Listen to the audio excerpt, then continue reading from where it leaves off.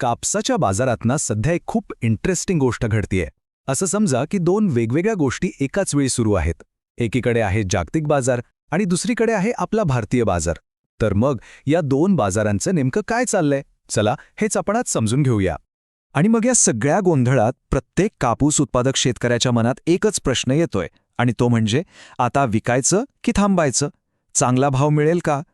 तर याच प्रश्नाचं उत्तर शोधण्यासाठी आपल्याला बाजाराचं गणित नीट समजून घ्यावं लागेल. चला तर मग सुरू करूया. सगळ्यात आधी आपण जागतिक बाजारात काय चाललेत ते पाहूया. कारण खरं सांगायचं तर भारतीय बाजाराची तेजी आहे ना, तिची मुळं कुठेतरी तिथेच दडलेली आहेत. तर बघा, बाजारात सध्या एक अजबच परिस्थिती आहे. म्हणजे एका बाजूला जगात कापसाचे भाव खाली आलेत, मागणी जवळजवळ नाहीये. पण दुसरीकडे आपल्या भारतात चित्र एकदम उलटं आहे. इथे भाव अक्षरशः गगनाला भिडलेत आणि मागणी तर प्रचंड आहे. मग असं का घडतंय? हाच तर खरा प्रश्न आहे.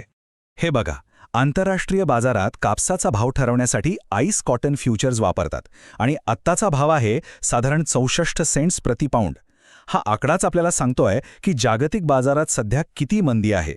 बरं, मग ही मंदी आली तरी का? याची ना 4 मोठी कारणं आहेत. पहिलं म्हणजे काय की जगात कापसाचं उत्पादन गरजेपेक्षा खूप जास्त झालंय. दुसरं, व्हिएतनामसारखे जे मोठे देश कापड बनवतात तिथून मागणीच येत नाहीये. तिसरं कारण म्हणजे अमेरिकन डॉलर मजबूत झालाय, त्यामुळे त्यांचा कापूस इतरांना महाग पडतोय.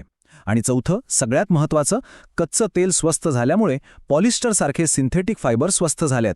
मग लोक कापसाऐवजी तेच वापरतायत. या सगळ्याचा परिणाम आंतरराष्ट्रीय बाजारात मंदी. ठीक आहे, म्हणजे जागतिक बाजारात मंदी आहे हे तर आता स्पष्ट झालं. पण मग आपल्या भारतीय बाजारात इतकी तेजी का? याचं उत्तर ना एका दाबलेल्या स्प्रिंगच्या कल्पनेत लपलंय. इंटरेस्टिंग आहे ना? चला बघूया. याला आपण म्हणूया दाबलेल्या स्प्रिंगचा इफेक्ट. होतंय काय की दोन खूप मोठ्या शक्ती भारतीय कापूस बाजाराला अक्षरशः दोन्ही बाजूंनी दाबून टाकतायत आणि यामुळे भावांवर प्रचंड दबाव येतोय. मग हे दोन दाब नेमके कोणते आहेत? तर बघा, पहिला दाब येतोय वरून, म्हणजे सरकारने कापूस आयातीवर सरळ सरळ 11% ड्युटी लावली आहे, त्यामुळे बाहेरचा कापूस महाग झालाय. आणि दुसरा दाब येतोय खालून, म्हणजे देशातच अपेक्षेपेक्षा जवळपास 50% कमी कापूस पिकलाय. याचा सरळ अर्थ काय की बाजारात कापसाची प्रचंड टंचाई आहे. आणि हे वाक्य बघा, जेव्हा एखादी स्प्रिंग दोन्ही बाजूंनी दाबला जाते तेव्हा ती प्रचंड शक्तीने उसळी घेते, हे निश्चित आहे. तुम्हीच विचार करा ना, स्प्रिंगला दोन्ही बाजूने दाबलं तर काय होईल? ती जोरात उसळी घेणारच. भारतीय कापूस बाजारातल्या भावांचं सध्या अगदी तसंच झालंय. बरं, ही सगळी थिअरी झाली. आता आपण प्रत्यक्ष आकडे पाहूया. या दाबामुळे जागतिक आणि भारतीय बाजारातल्या भावांमध्ये किती मोठं अंतर पडलंय ते बघू. आता हे आकडे बघा, म्हणजे सगळे चित्र एकदम क्लिअर होईल. जगात एका कॅन्डी कापसाचा भाव आहे साधारण 45,500 रुपये आणि आपल्या भारतात तोच भाव किती आहे? तब्बल 53,900 रुपये. म्हणजे सरळ सरळ 8,400 रुपयांचा फरक आहे. आता कळलं भारतीय बाजारातली तेजी कशामुळे आहे ते? आणि हे ऐकून तर तुम्ही अजून आश्चर्यचकित व्हाल. जागतिक आणि भारतीय भावामधला हा जो फरक आहे ना, तो गेल्या 4 वर्षांतला सगळ्यात जास्त आहे.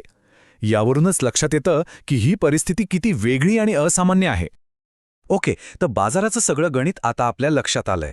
आता आपण आपल्या मूळ प्रश्नावर परत येऊया. शेतकऱ्यांनी काय करायचंय? कापूस विकायचा की थांबायचं? सध्याच्या परिस्थितीमध्ये सगळ्यात मोठी चूक कोणती ठरू शकते माहितीये?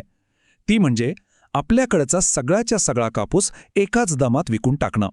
कारण बाजाराचे संकेत असे आहेत की तेजी अजून संपलेली नाही.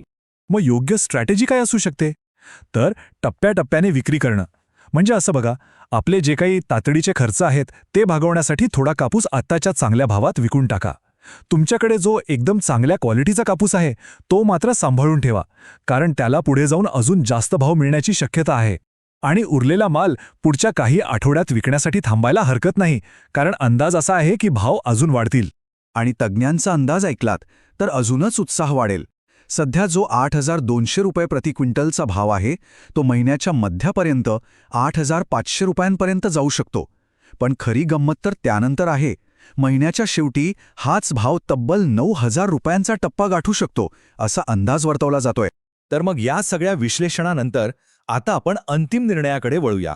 एक गोष्ट नेहमी लक्षात ठेवली पाहिजे, बाजाराची दिशा काय असेल हे आपल्या हातात नाहीये, पण आपला कापूस कधी विकायचा हा निर्णय मात्र 100% आपला आहे. आज आपण बघितलं की बाजाराची स्प्रिंग पूर्णपणे दाबलेली आहे आणि भाव एका मोठ्या उसळीसाठी तयार आहेत.